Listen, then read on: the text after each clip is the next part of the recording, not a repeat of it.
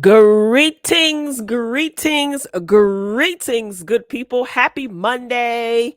It is Monday, November the 14th. The year is 2022, and Dave Chappelle has managed to piss off the same community again. Okay. Hopefully, everybody had a fantabulous weekend. It's a whole lot of drama, hot topics, and things going on. Try to stay away from the drama. Just some lighthearted commentary I wanted to bring to you guys on this splendid Monday. Hopefully, you guys are watching this on Monday, November the 14th. Just a heads up, tomorrow, November the 15th, Tuesday, the Grammy nominations are going to be announced 12 p.m. Eastern Standard Time. Okay. So I definitely will be paying close attention and making sure that I'm in attendance so that, I could bring you guys the Grammy nominations. What else happened? Last week, Friday, Nas released his album King's Disease 3, and I have to say I was impressed again. I was satisfied. I love that Nas is still out here doing his 1-2-1-2, even though some of the young fellas in the rap game seem to think that Nas is, I guess, outdated and irrelevant. It makes no difference. Nas is true to the game of hip hop and rap, and he has brought us another banger. I mean, King's Disease 3, I enjoyed it. Glorilla, she released her debut EP as well. I think 9 songs were on the project. I didn't get an opportunity to listen to everything, but so far I like what I hear. So that's pretty much it in music news. I don't know who else released any music over the weekend. I'm still on King's Disease 3. So the first King's Disease, second one, he should just package it in a triple album and sell like a special edition. He can, I mean, for album sales. But either way, music is popping and bubbling. And tomorrow, Tuesday, the Grammy the Grammy nominations will come out. And I know that social media is going to be on fire. And I can't wait. I just sit back and cackle at all of the people. Now, as far as what we're going to be talking about today, Dave Chappelle, definitely, yeah, Dave Chappelle pissed off pissed off the public again. He hosted SNL. So I'm going to talk about that. There are rumors circulating that Diddy and Young Miami have broken up. Lord have mercy, Jesus. Now that's interesting if that is indeed true. I steered clear of talking about the passing of Takeoff, who was 1/3 of the Migos group. And I said to myself, if I have to talk about it, I definitely will talk about it after he is peacefully laid to rest. So that has taken place. That happened on Friday as well. On November 11th, Takeoff was laid to rest, and it's been just a lot of drama before, during, and after. So I'm going to slightly touch on that. And I got a couple of other hot topics sprinkled in between. So for my YouTube fam, as you're coming in, please hit the like button. That is your admission fee. I greatly, greatly appreciate it. Drop down in the comments and share your thoughts, of course, throughout the broadcast. Okay. So let's see what we got here. First up, okay, let's get into Dave Chappelle. Okay. So, like I said, Dave Chappelle managed to tick off a certain group of people. Okay. A couple of groups of people. So, I think he did a phenomenal job. Okay. I think that this was great that SNL invited Dave Chappelle back. Dave Chappelle is definitely one of my faves. I enjoy Dave Chappelle. I think he's hilarious. I think he's witty and smart. And I think with age, he's aged like fine wine in his comedy game. With age, he's just gotten better and better. He's sharp, he's funny, he's witty. And Dave Chappelle, more importantly, doesn't care about being canceled. And I love every minute of it. Okay. So when he hosted, Black Star was the musical guest. Dave Chappelle gonna bring his boys with him wherever he goes. It just reminded me of Chappelle's show. He always had good musical guests, The Roots, Black Star, Talib Kweli, dang, what's his name from Tribe Called Quest? What's my man name from Tribe Called Quest, y'all? Oh, this memory of mine. It'll come to me.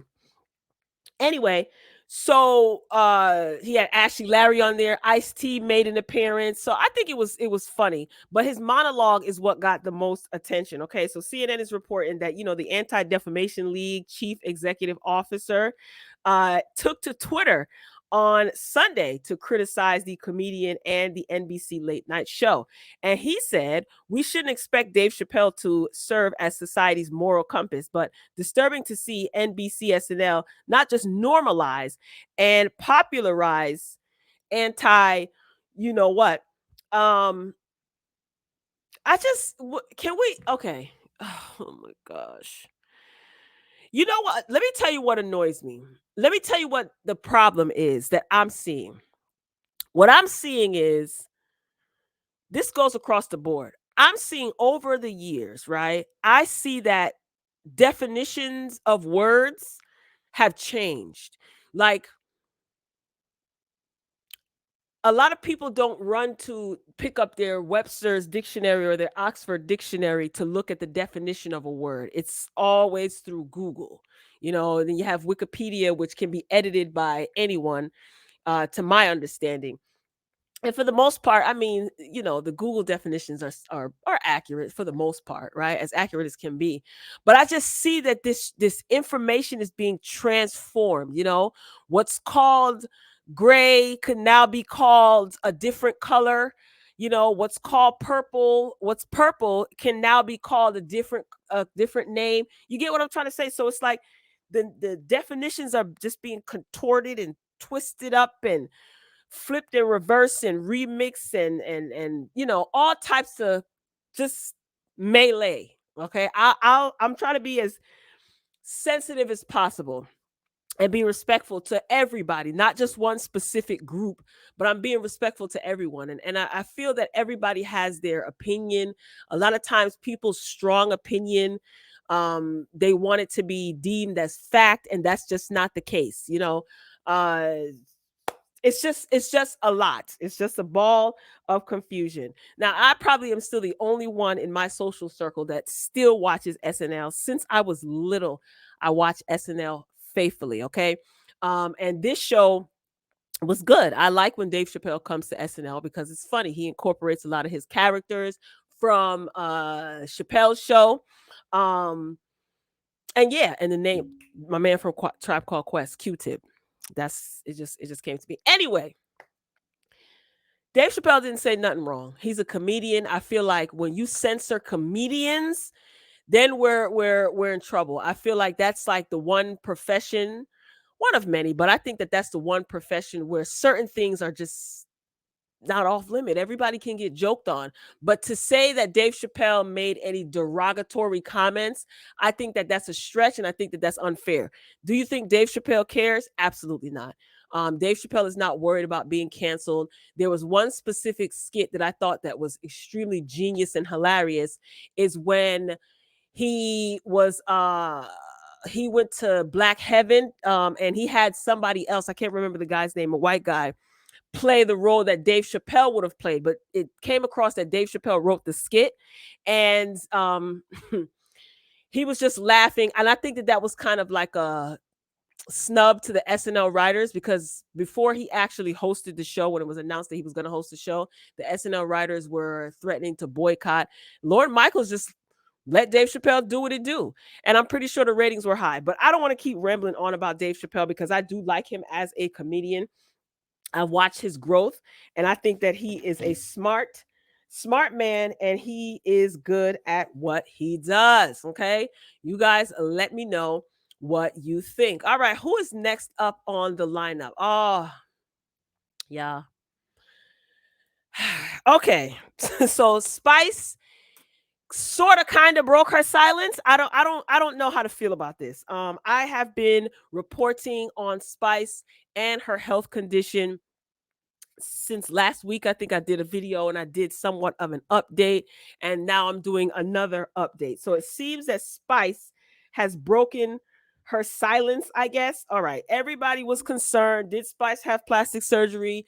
Did she run into complications? Is Spice in the US? Where is Spice? Is she still in the Dominican Republic? Is she even alive? Well, Spice basically Spice basically took to her social media and she wrote a statement. So breaking her silence, she did, yes.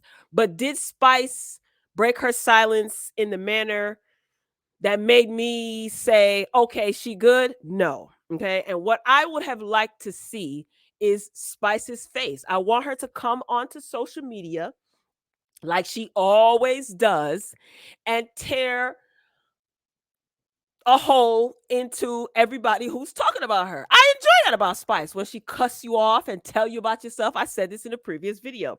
So Spice basically, quote unquote, Spice basically took to her Instagram page and she wrote out a statement. Okay. Allegedly, this is Spice writing the statement. I'm going to read the statement, then I'm going to share my thoughts. All right. Like to hear it? Here it go. Thank you, Jesus, for saving my life. Hey, besties, I'm in a better space today to properly update you on my current health situation.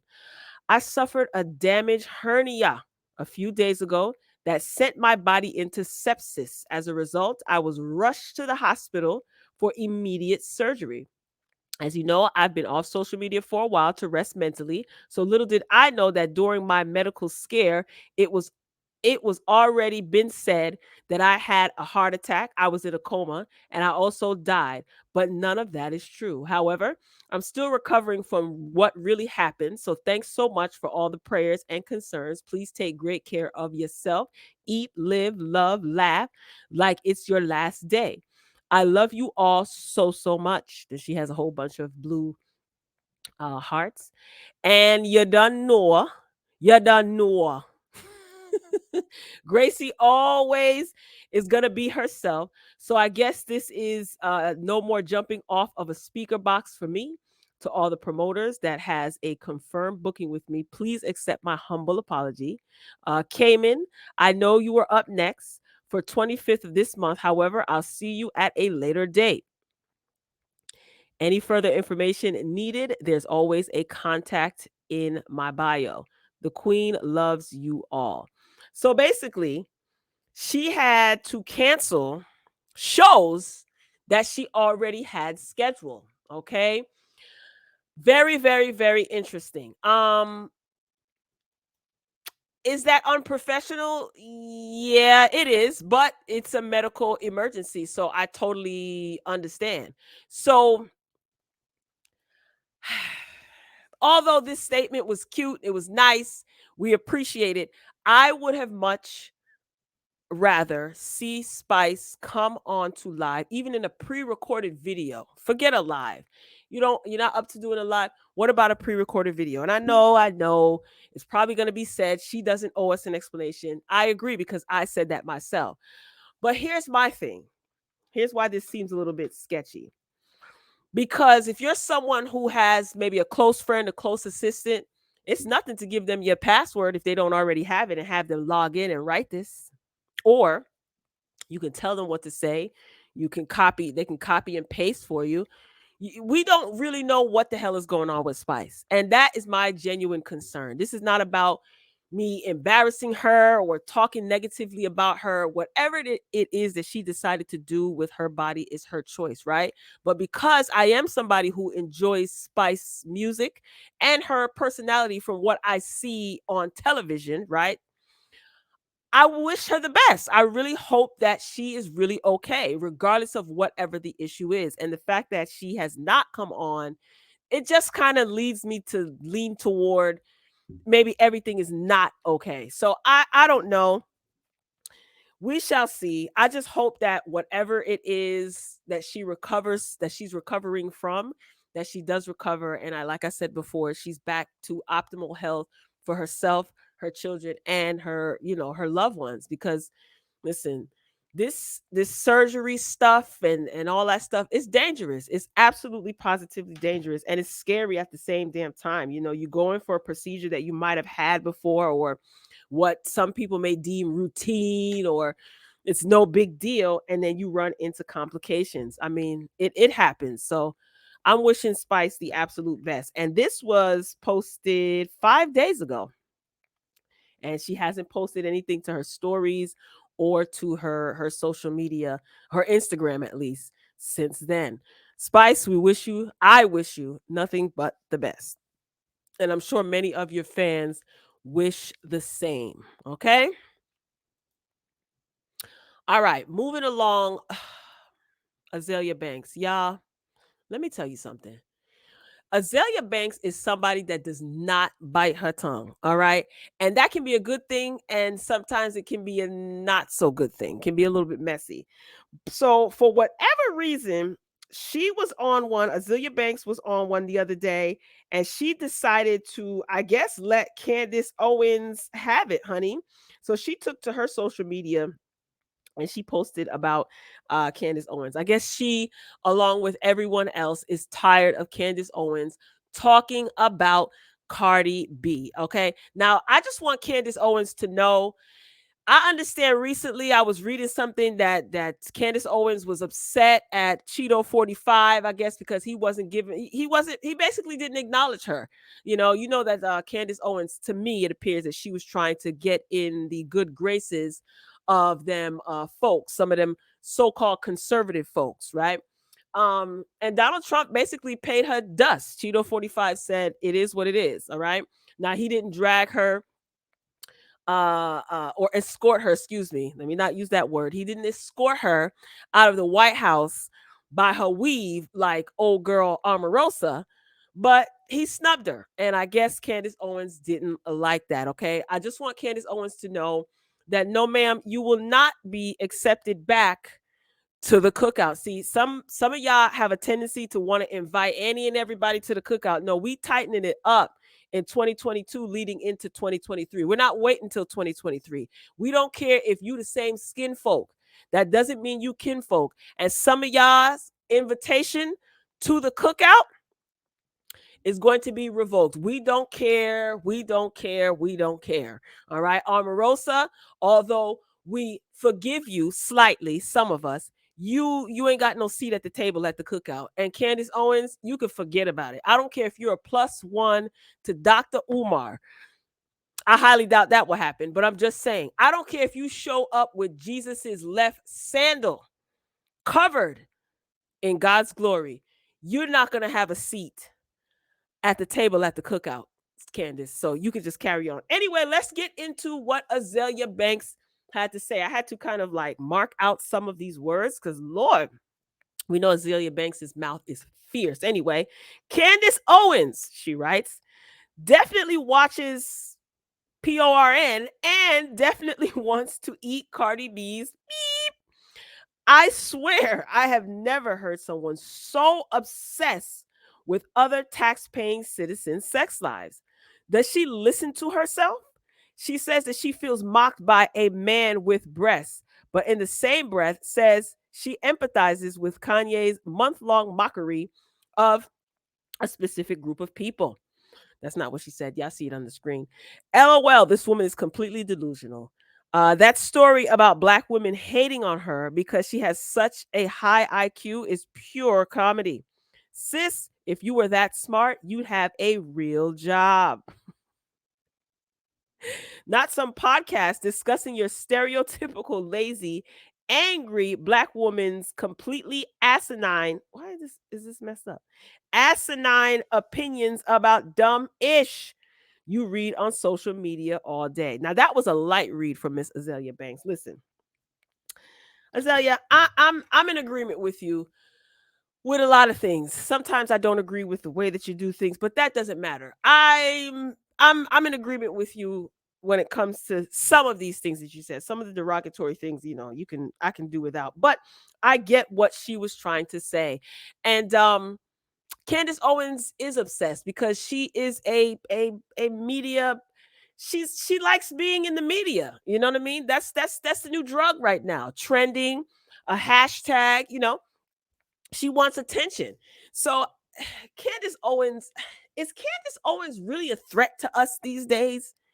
I just feel like the more attention you give Candace Owens, the worse she gets. Good job, Azalea Banks. Keep doing your thing. Keep reading the girls down. Okay. Yeah. All right. Let's move this along. Talk about no damn Candace Owens. Anywho, I just thought that what Azalea Banks said was funny. Selling Tampa is canceled, and the cast, excuse me, blames racism for the decision. Now, this is an article courtesy is of page 6, as you can see. Now, for those of you who have no idea what the hell Selling Tampa is, Selling Tampa is a show, a reality show that features several African American women who are real estate brokers and agents. Okay. And they sell high end properties. They are in, I don't think any of them were in commercial real estate. Were they? No, I don't think it was commercial. It was resident, homes, residential real estate. Is that what it's called? It wasn't any commercial buildings or anything like that that they were selling, just to give you kind of an idea of how the of what the show was about. I enjoyed the show through and through. I binge watched the show because I heard so much about it, and I got myself all caught up and got so excited, only to find out that there will be no season 2. Now, I was hoping that the show would get a season 2 because I remember that article, there were articles written, and I wish I would have pulled it up, where the show's ratings were doing well. So I don't understand why the show would get canceled. So many people were asking, when is the show coming back? Well, some of the people think it is due to discriminatory reasons. So let me read this article so you don't have to. Selling Tampa will not be renewed for a second season, and some of the cast believes racial discrimination played a role in the decision. Page 6 has exclusively learned. When they show us Black women in a different light, when we're bickering, fighting, and name calling, they get a season 2 and season 3. But that's not what we're displaying, cast member Joanna Colbert tells us. I feel like we weren't given a second chance, possibly because of what we represented as minority women. Selling Tampa premiered on Netflix in December 2021. The cast was entirely made up of women of color. Let's see, one of the women who Sherelle, is that her name? Sherelle, that's Ocho Cinco's, are they married? Fiance? Anyway, Sherelle Rosado, she's the head broker of Allure Realty, the firm the show is basically centered around. Now, Netflix has Selling Sunset, Selling whatever the heck else, but I didn't watch any of those shows. I watched Selling Tampa because the cast is all Black and they were women. Why the hell not? Anyway, the article continues. We're told all of the ladies were left wondering for nearly a year whether the show would be picked up for a second season. And the source says they were given the runaround. Okay. The insider, who asked to remain anonymous, tells page 6 the cast got hundreds of DMs daily from fans asking about a new season, but they didn't know what to say. Then, just last week, we're told Adam DeVello, the creator of the Selling franchise that also includes Selling Sunset and Selling the OC, and producer Skylar Wakil asked the cast to hop on a Zoom call where they broke the news. Adam specifically said the decision was related to numbers, but never gave any additional information. This is what Joanna, she said. I don't know if he was talking about rating numbers or budget numbers. He just said numbers. The source reiterates that the cast was not given much of an explanation and were instead just told to tell inquiring fans, quote, there aren't any plans right now for more Selling Tampa, but luckily the first season is still on Netflix for fans to rewatch and discover, end quote. Wow. Um, we know that Selling Tampa was number 1 in multiple countries and it did fairly well, the insider adds. Obviously, it's not going to be a Selling Sunset season 5. It's just weird. All of a sudden, this all Black cast doesn't even get a chance for a season 2. According to the Orlando Centennial, Tampa was the number 1 show in the US on Netflix within 24 hours after its release. See, I'm glad I forgot that they incorporated that in here. I remember reading an article. I think I was on episode 3 of binge watching it and I got all caught up. I remember reading an article from, I don't know where it was from, that the show was number 1 at one point and the ratings were good. Anyway, Joanna tells page 6 that since the numbers excuse doesn't seem to add up, the cast is convinced that they are being held to an unfair standard or ratings expectation. When it comes to minority shows of all minority cast members, we're going to naturally have lower numbers because we are a minority in numbers of the population in general, the real estate agent explains. I don't know about that. Joanna adds that, there were a few other issues that came up while filming the show. That show, Netflix and their producers were out of touch on how to film with an all black cast. Okay. She says that the producers had an expectation for the women to get ready within an hour for confessional interviews, which many of the cast expressed was unreasonable.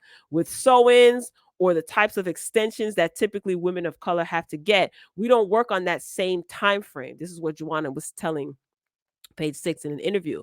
It's not a wash and go. Women that are minorities, it's not that easy.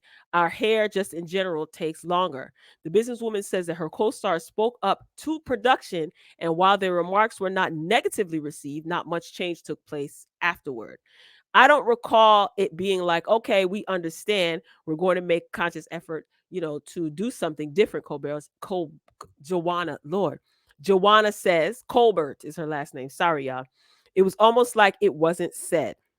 So basically, they snubbed them. She adds, whoever they had on the grounds is out of touch a little bit with working with a cast of all minority women, before noting that not all production was white, but those, quote unquote, in control of making big decisions were. No surprise there. The insider, meanwhile, claims that DeVello never visited the Selling Tampa cast on set, as he reportedly had done with both of his other hit shows. That's very telling. I know a lot of people feel like, oh, why does everything have to be about race? These are not the ladies that you should be asking. The cast didn't meet Adam until a month or two after the premiere, the source alleges. Adam is on set with all his other shows except this. Granted, there was, the Runa 19, so I'm sure that's an excuse.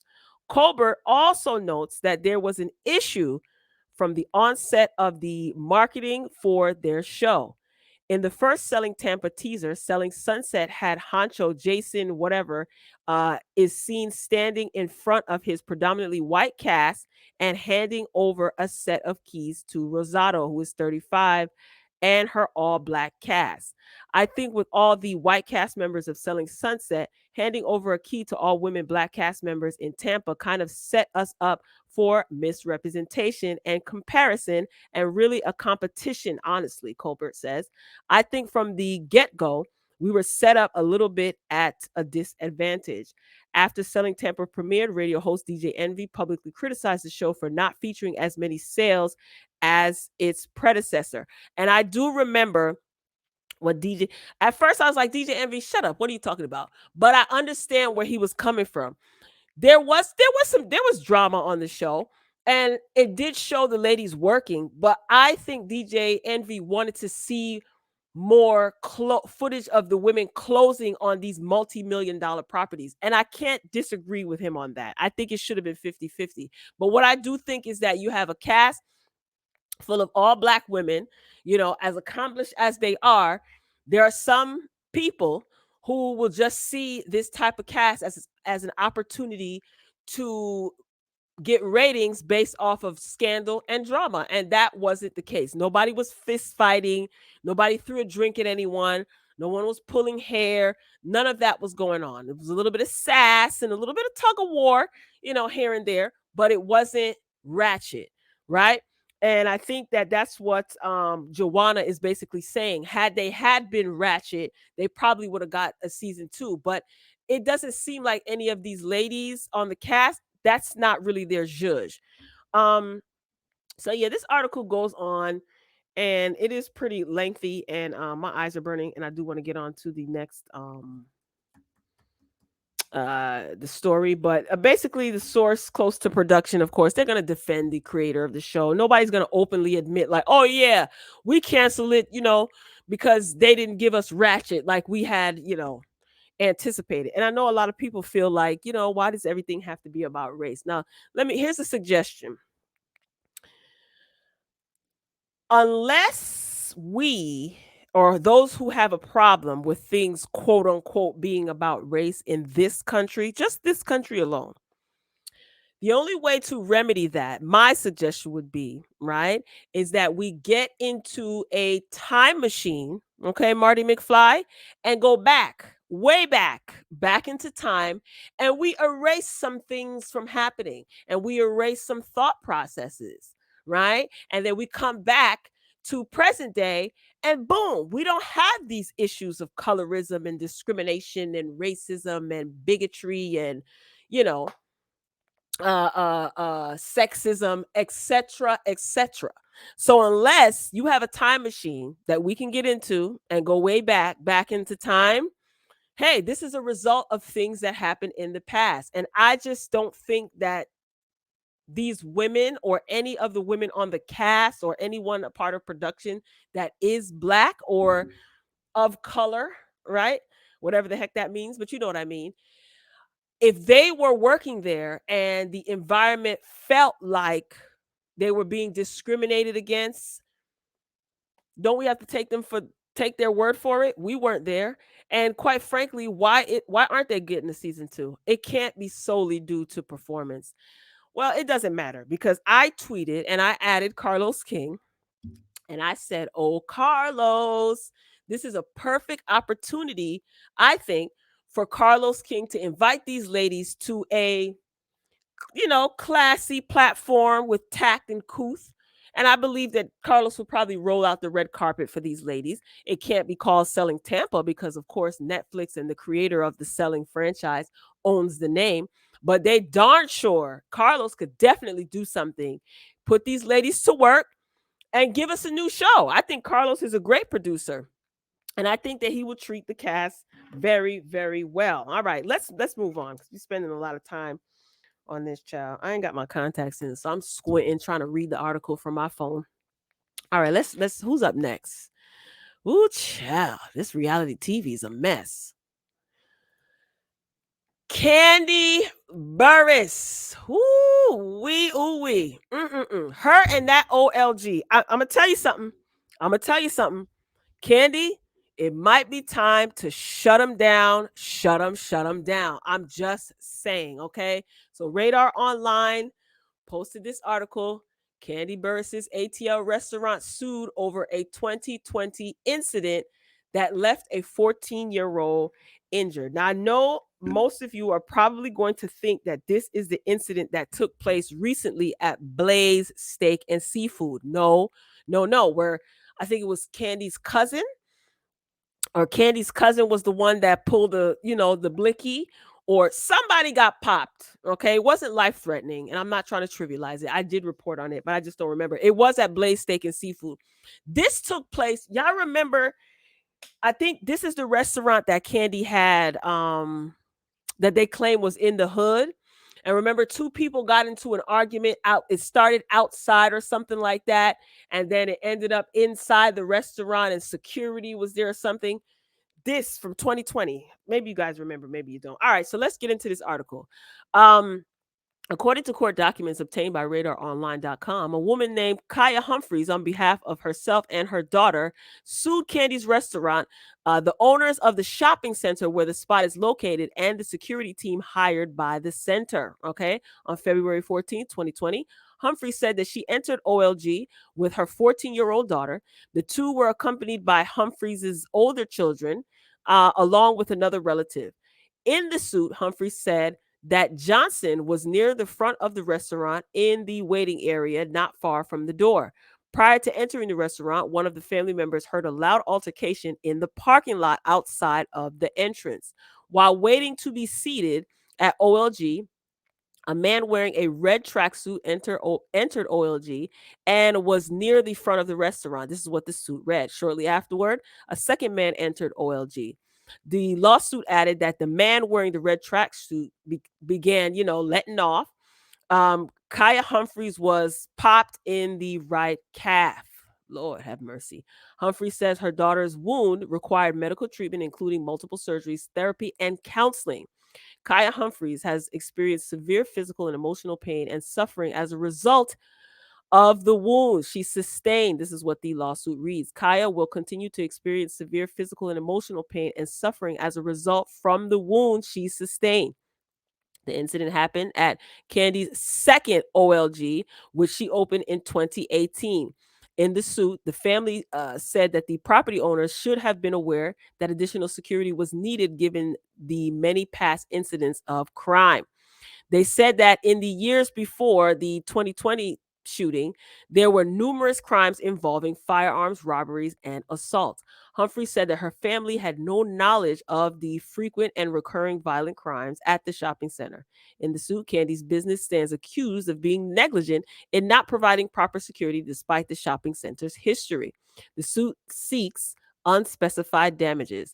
As RadarOnline.com previously reported, Candy's cousin, who worked at her other restaurant, Blaze, was popped by his coworker in September. Candy, all these lawsuits, girl, this is a huge liability, a huge liability. They probably will settle out of court.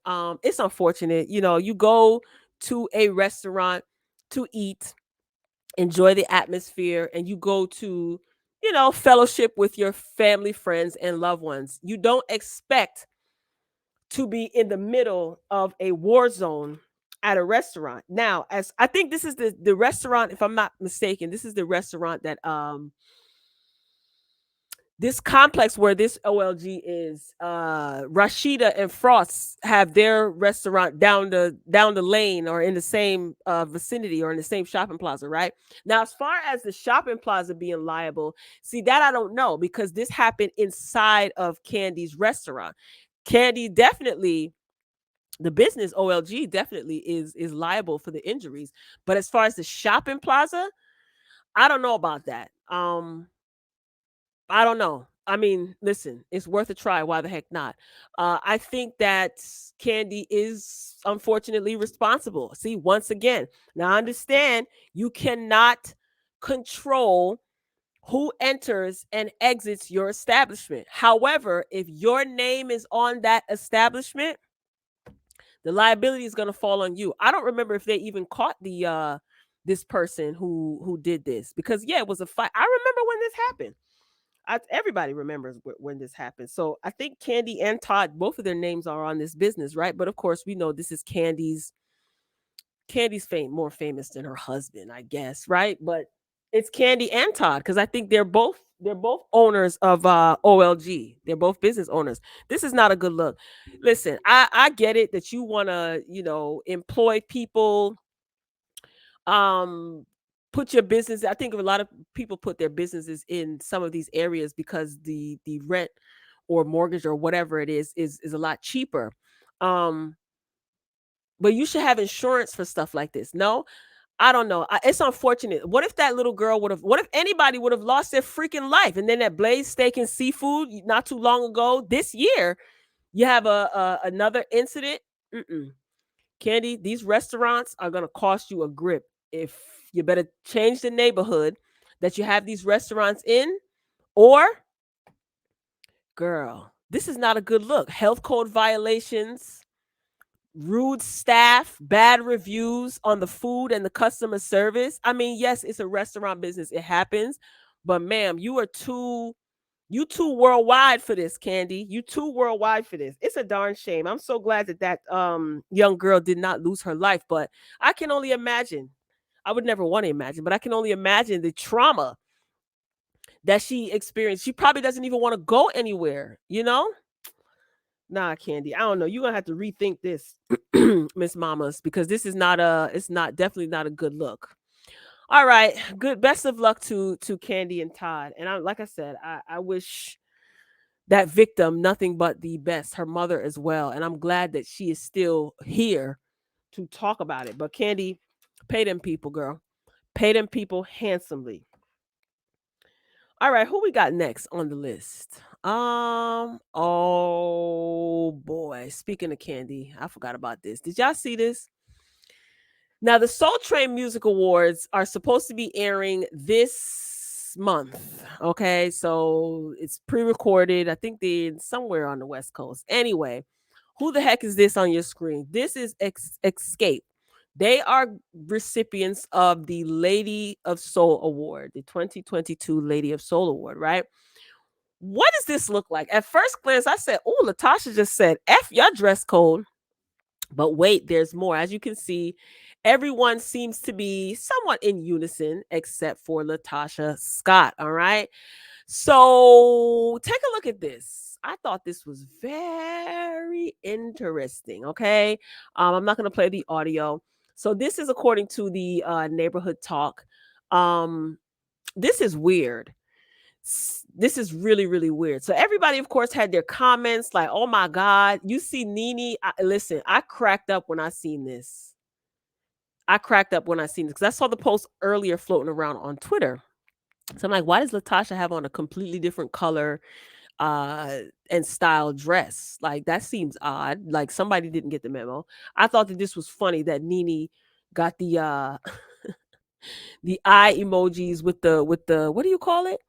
What do you call that one? That Monopoly Man eyeglass. I know it's singular.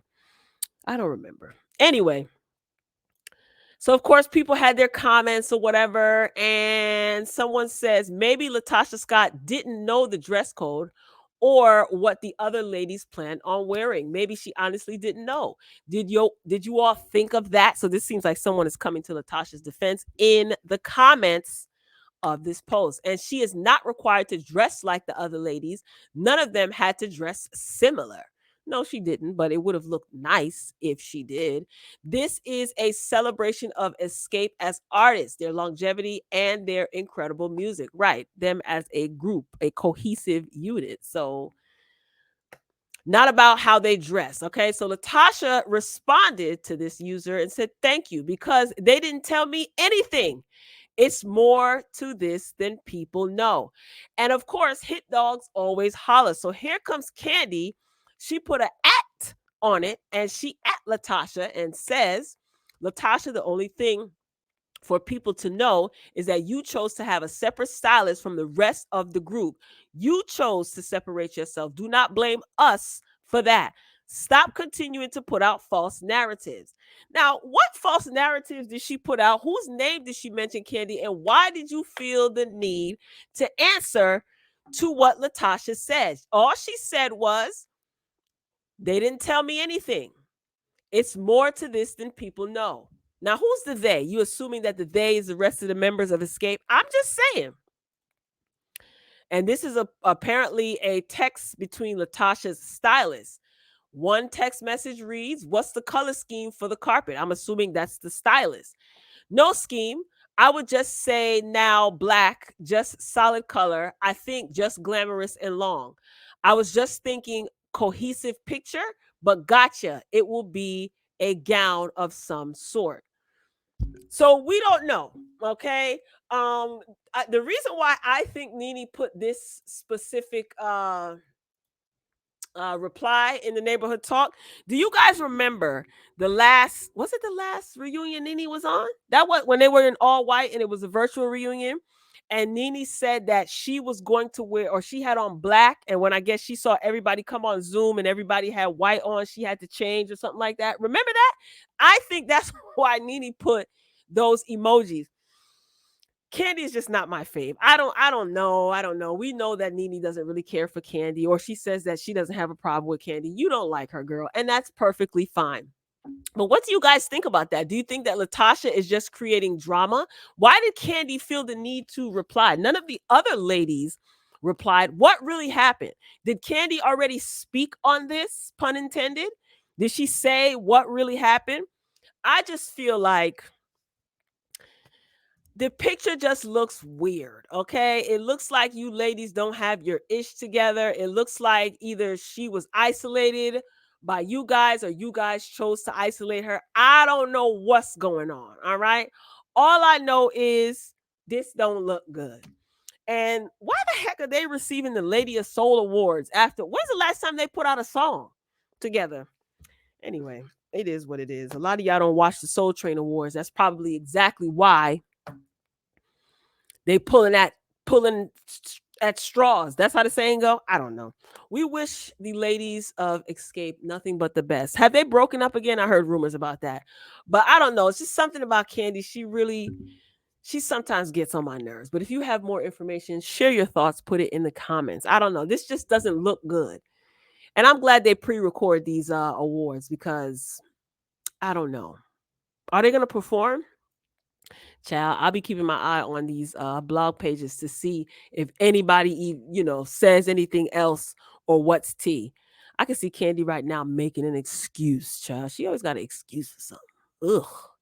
Anyway, moving along. Who's up next, y'all?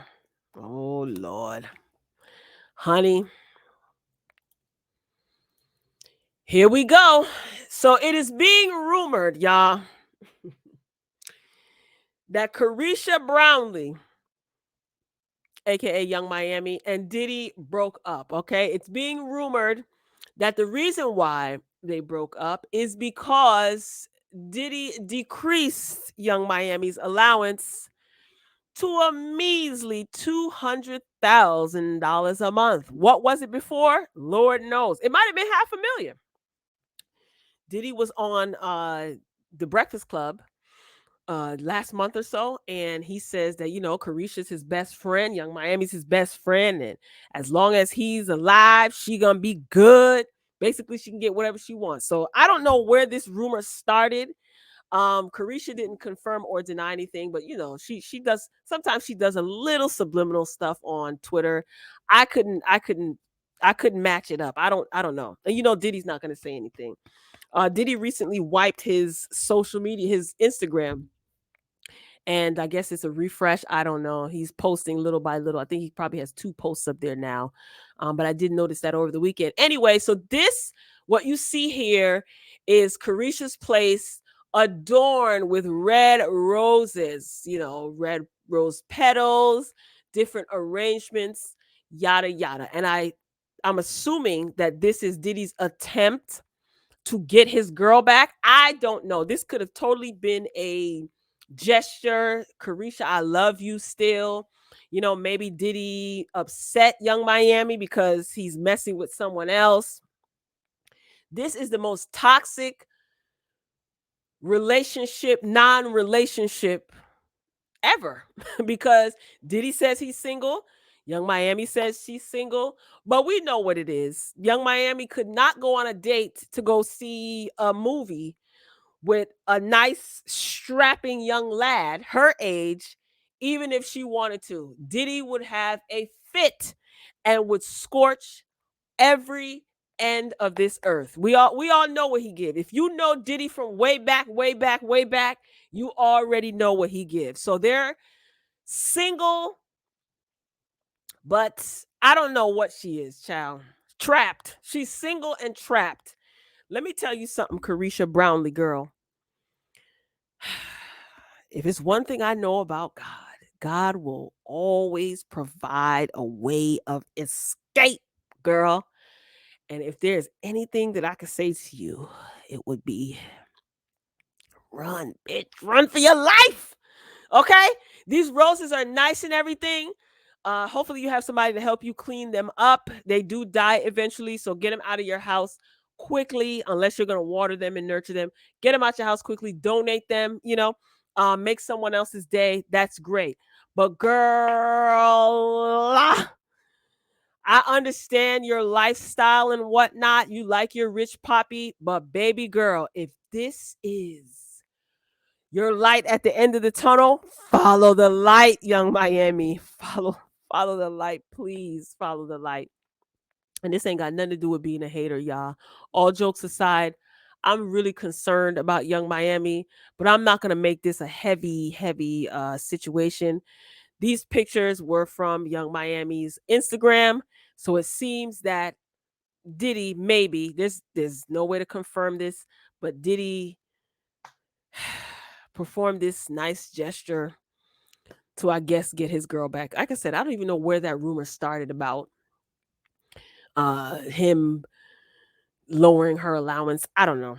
But even if he did and she said no thank you, good for you, Young Miami. Good for you. Okay.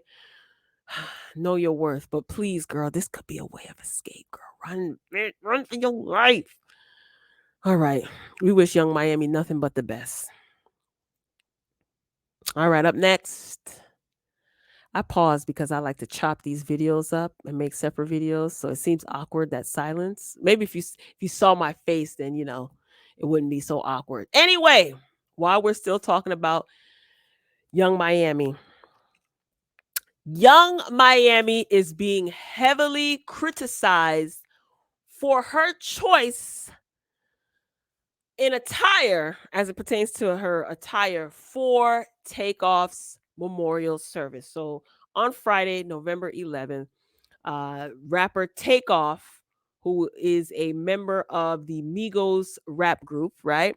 He was laid to rest. There was a memorial service that took place in Atlanta, and it was somewhat private, okay, but open to the public. So there were a select amount of tickets that were available for the public to not purchase, because from what I was told, the tickets were free, right? But they set aside a certain amount of tickets for, some of his fans to attend. All right. Along with those fans, of course, people in the industry, of course, his family, so on, so forth, his friends, yada yada. So this is what Young Miami wore to Takeoff's funeral. Okay, this is just one picture. There are pictures that are still on her social media, and they're on the Neighborhood Talk as well. So this photo and caption is courtesy of the Neighborhood Talk. And I posted this photo because Young Miami responded in the comments. Okay.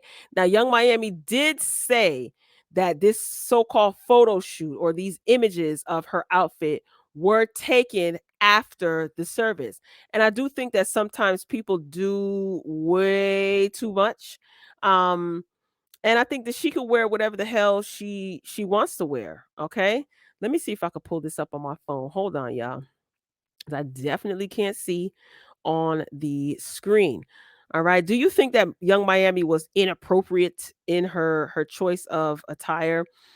I mean, inappropriate is kind of a stretch in my opinion. I think that's why can't I find, hold on, y'all. Here it is. Okay, so the Neighborhood Talk on Instagram post reads, or caption reads, social users debate over Young Miami's choice of clothing at Takeoff celebration of life service. So Young Miami got into the comments and she wrote, I came and showed my support, and that's all that matters. What I choose to do after the funeral has nothing to do with anything. When my baby father died, I did the same ish. Actually, I was shaking my ASS on the car. What I wear and me taking pics has nothing to do with me coming to support and be there for someone when it's needed. Next, I have to applaud you, Young Miami, because that shows that you're maturing. Okay. Applause, applause. I think that sometimes people put too much stock into trivial ish. Had she not shown up, I'm pretty sure people would have said, why didn't she show up? They're signed to the same label. How could you not show up? You too busy on Twitter and Instagram. But if it was Diddy, you would have showed up. See what I'm saying? You showed up for Diddy's party. Why you ain't come for Takeoff's memorial service? I don't think that this was inappropriate at all, given the fact that this was at the State Farm Arena. This wasn't in a church. And I mean, even if it was in a church, listen, we got bigger fish to fry as it pertains to certain things than this. I personally don't think it was inappropriate for the setting where the memorial service took place. I don't think it was inappropriate. I think Young Miami is a woman who carries herself, a young lady who carries herself with class and decency, and people mourn however they want to mourn. Okay, I don't know. I have a huge problem with a lot of other things regarding Takeoff's passing and everything that's going on, and I'll definitely get into that. But let me know if you think what Young Miami wore to Takeoff's memorial service at the State Farm Arena, and I'm saying that for a reason, was inappropriate. I don't think it was, but again, I'm one person. Maybe you think it's inappropriate, and that's okay too. But the fact that she showed up and showed support, I respect it. And I'm pretty sure that it was difficult probably for her to come out. I mean, this is somebody that she worked closely with. They were like a family in the record business industry, music industry, right? Is that safe to say? Anyway, good response, Carisha. Good response. All right, who's up next? Let me tell you something. I just want to say this. A lot of people were talking about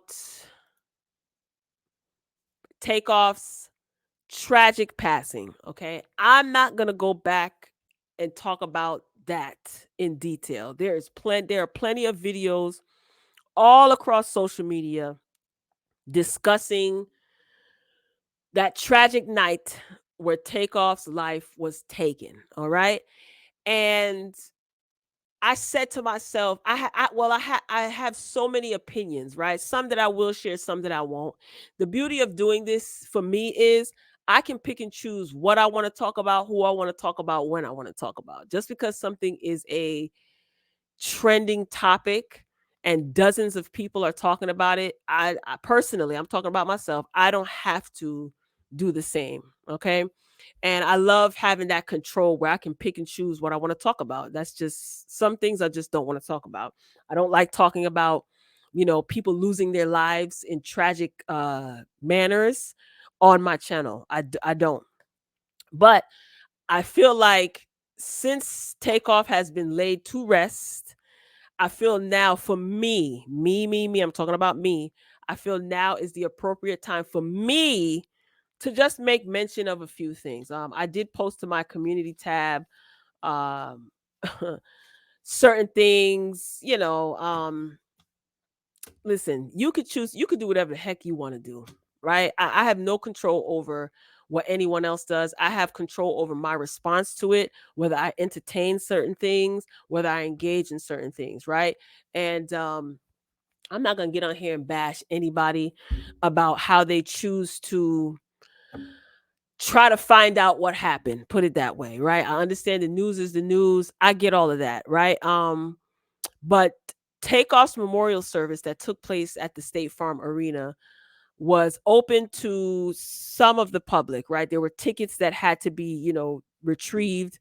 I wouldn't say purchased because they were free, and there were a limited amount so that some of his fans can actually be a part of his homegoing and celebration services, right?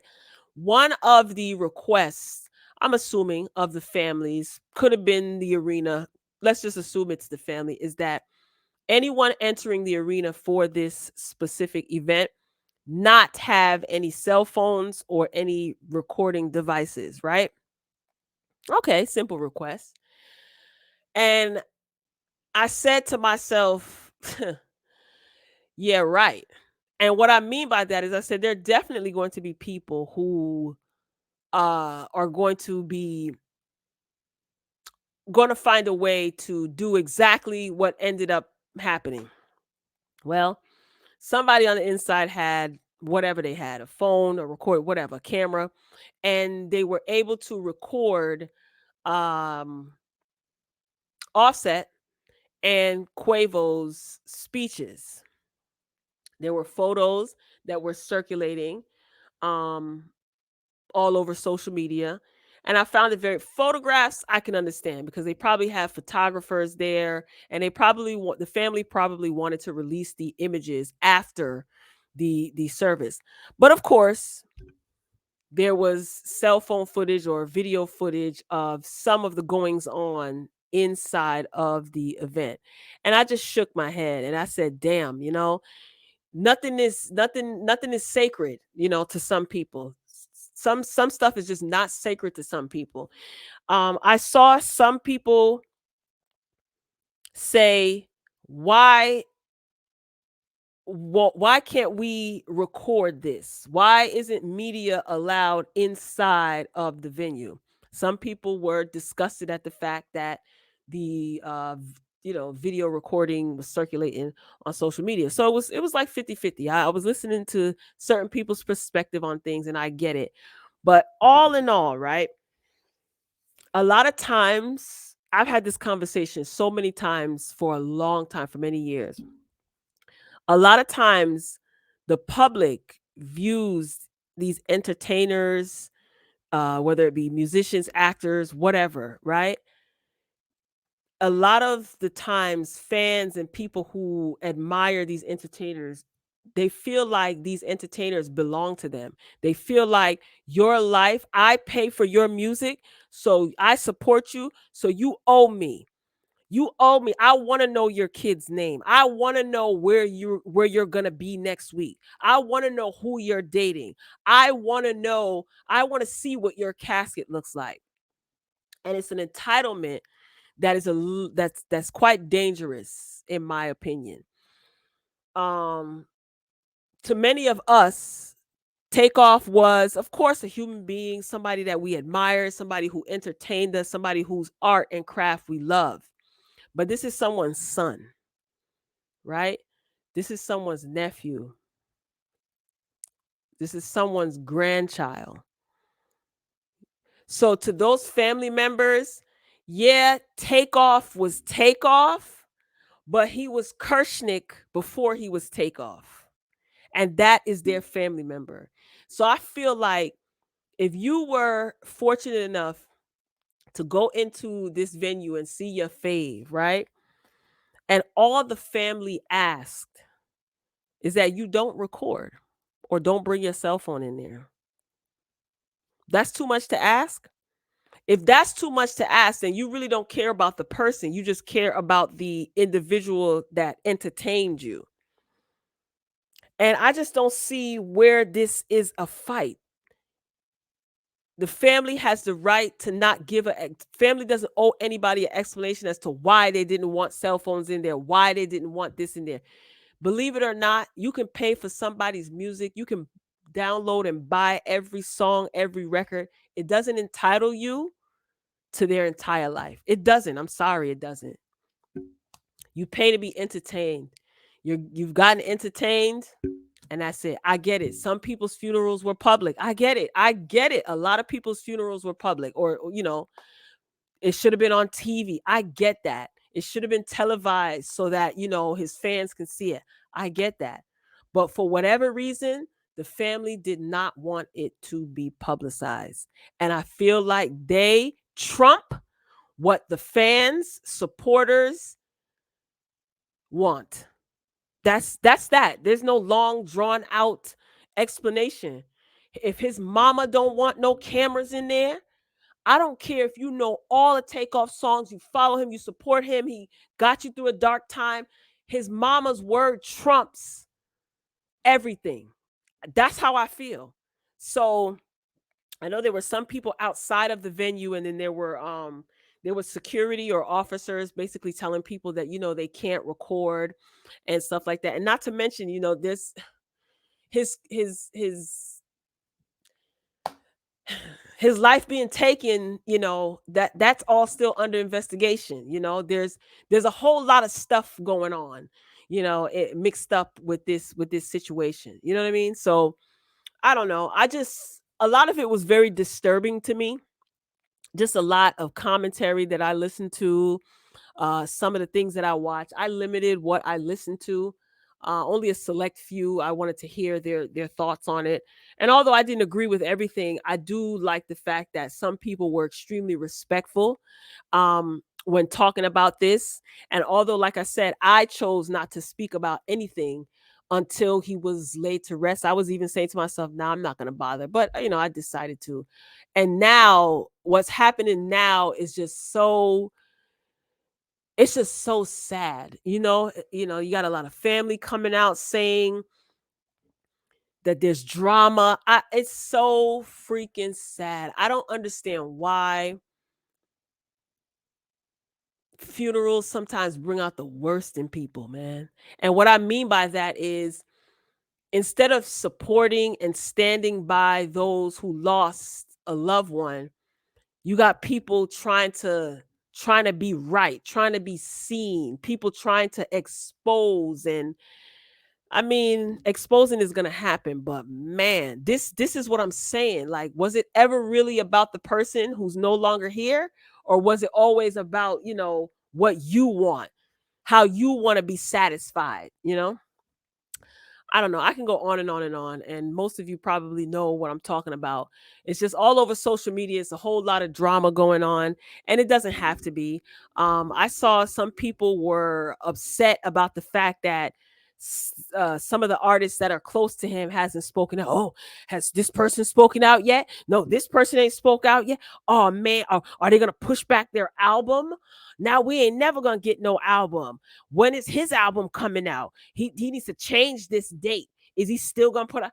I'm like, man, what a bunch of vultures. Somebody lost their life. And regardless of what you think about what's going on with the Migos, the remaining Migos, we don't know behind the scenes. All of them could have been still talking to each other. You never know. Or all of them could have been working out their issues. Or families have arguments. People have times where they separate, you know? And can you imagine if they weren't on, all of them aren't on the best of terms, how this is going to affect Quavo, how this is going to affect Offset, aside from his mother, of course, you know what I mean? And his close family. But I don't know, man. People, yo, a lot of y'all ain't got no damn decency, bro. And I mean that. Decency is just like y'all allergic to decency. So whatever. Everybody gonna do whatever they want to do anyway. But rest in peace, Takeoff. What's happening now, I'm not even reporting on. I'll leave that up to the experts who are covering all of that. It's really unfortunate, and it's really like it sickens me. Like I can't even watch it because sometimes I'm telling you, when a loved one is laid to rest, it brings out the worst in people. That's how you'll know who's really for you and who not. When you lay a loved one to rest, you'll see how people act. You know, a lot of people talk a good game, you know what I mean? But when ish hits the fan, you'll see a whole bunch of infighting. And this one, well, this he ain't have no will, and this person got to get this money, and oh, I wonder if this person got this. It's just so bad.